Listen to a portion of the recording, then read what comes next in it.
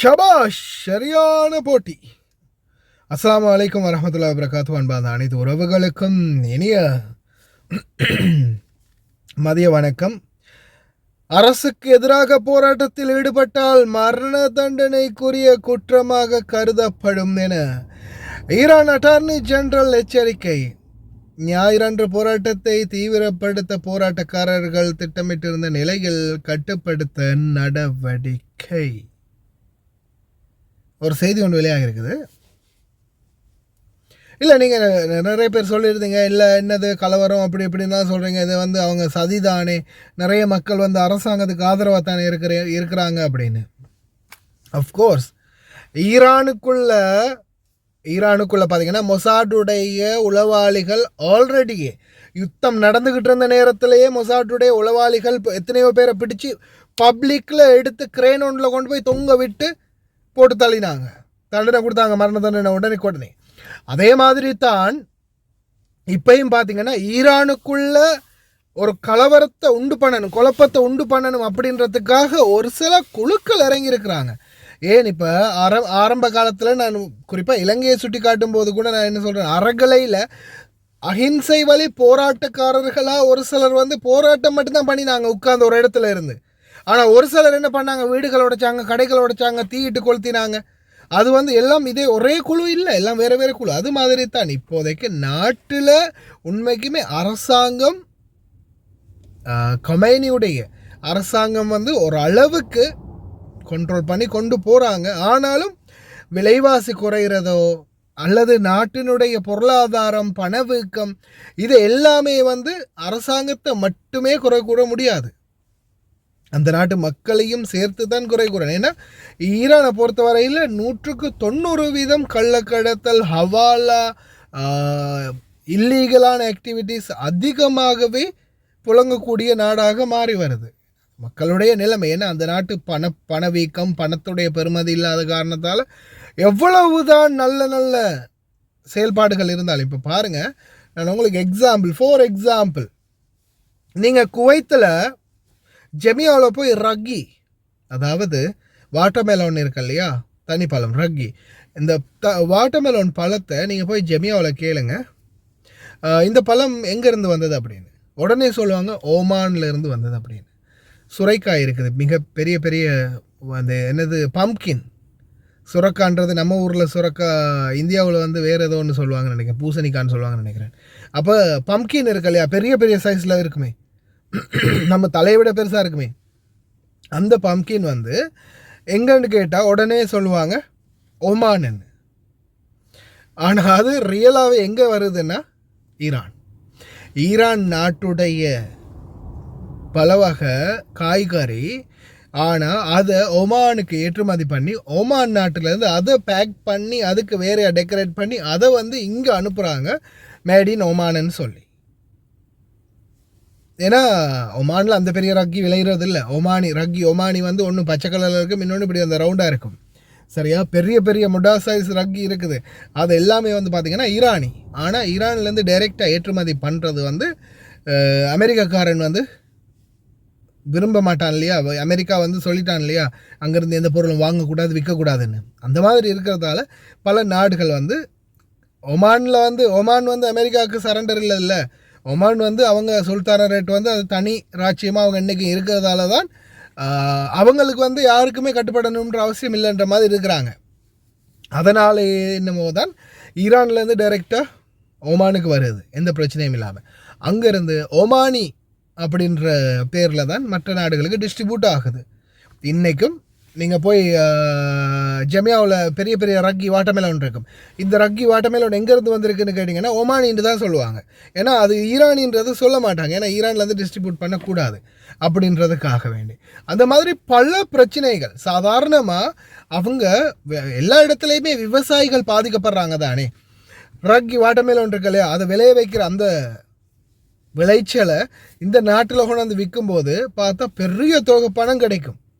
ஆனால் அங்கே டிஸ்ட்ரிபியூட் பண்ணி, அங்கேருந்து இங்கே டிஸ்ட்ரிபியூட் பண்ணி, அப்படி பண்ணி இப்படி பண்ணி அதை வேறு வழிகளில் தான் விற்கணும் அப்படின்ற சூழலில் ஆனால் அங்கே போகும்போது சர்வசாதாரணமாக இப்போ நீங்கள் ஒரு வாட்டர்மெலன் ஒரு கிலோ ஜெமியோவில் 250 ஃபில்ஸ், அதாவது 250 ஃபில்ஸ் 300 ஃபில்ஸுக்கு வாங்குறீங்கன்னா அங்கே இருக்கக்கூடிய விளைய வச்ச விவசாயிக்கு 50 ஃபில்ஸ் கூட போய் சேராது.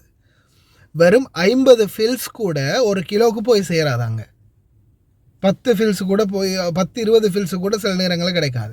என்ன காரணம்னா விளைச்சலை விளைய வச்சு அவங்க அங்கேருந்து அதை ஏற்றுமதி பண்ணி வேறு நாட்டுக்கு கொண்டு வந்து அதை இப்போ அங்கேருந்து இங்கேருந்து அங்கேருந்து பிரித்து அதை விற்று எல்லாம் முடிஞ்சு காசு எல்லாம் கணக்கு பார்க்கும்போது அவங்க டைரெக்டாக குவைத்துக்கு அனுப்பியிருந்தா அவங்களுக்கு 300 ஃபில்ஸுக்கு விற்றுருந்தா 200 ஃபில்ஸாவது மிச்சமே இருந்திருக்கும்.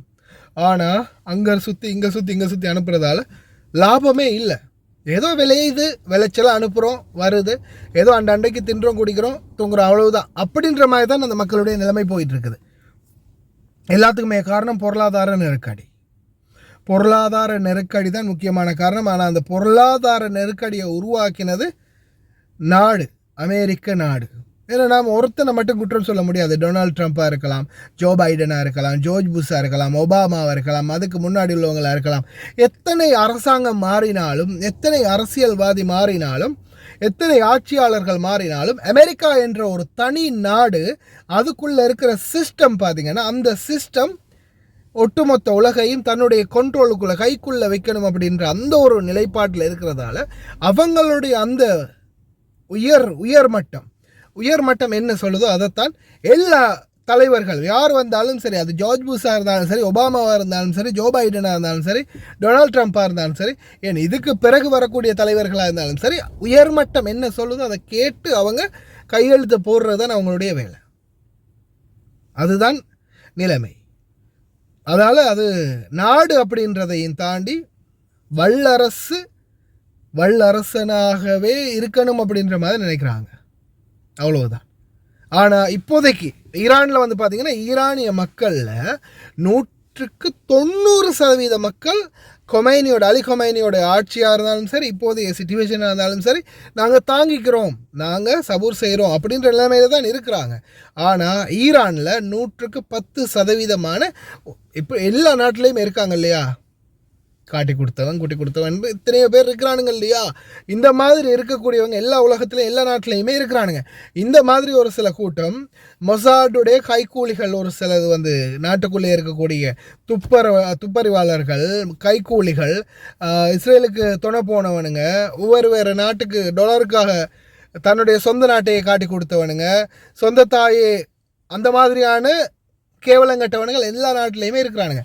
அவனுங்களுடைய இந்த மாதிரியான சதி திட்டம் தான் ஒரு சிலருக்கு கொஞ்சம் காசை கொடுத்து இன்னமும் இந்த தீவிரத்தை இந்த கலவரத்தை இன்னும் தீவிரப்படுத்திக்கிட்டு போகிறாங்க.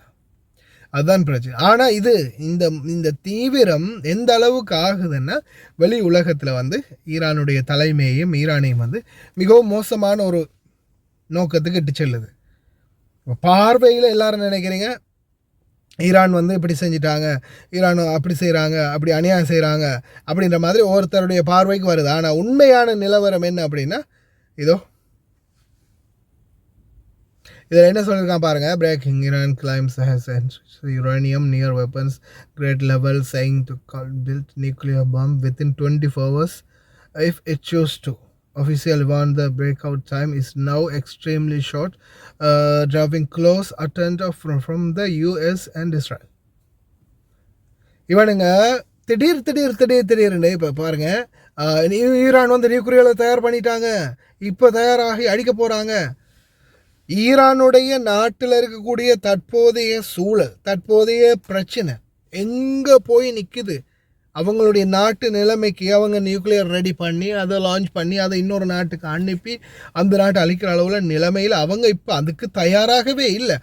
ஆனால் இவனுங்க அதை பண்ணுறானுங்க, இதை பண்ணுறானுங்க, ஒன்றும் கிளப்பி விட்டுட்டு அவங்களையும் குழப்பி விட்டுட்டு நாட்டு மக்களையும் குழப்பி விட்டுட்டு அந்த கலவரக்காரனுங்களை இன்னும் இப்போ இப்படி தானே இப்போ நான் வந்து ஒருத்தனை கைக்கூலியாக மாறிட்டேன்னா, இப்போ எனக்கு தெரிஞ்ச 4 பேருக்கு, இப்போ நான் ஒரு யூடியூபர்னும் போது மக்களே பாருங்கள் நம்மளை இப்படி பண்ணிட்டானுங்க, ஒரு 100 பேராவது வாங்கப்பா, முடிஞ்சவங்க வாங்க, நான் இந்த இடத்துல நிற்கிறேன், போராடுவோம், என்ன நம்பி நீங்கள் வாரீங்க. ஆனால் உங்களுக்கு தெரியாது நான் ஒருத்தன் கைக்கூலின்னு. அந்த மாதிரியான சிச்சுவேஷன் தான் இப்போ உருவாகிட்டு இருக்குது.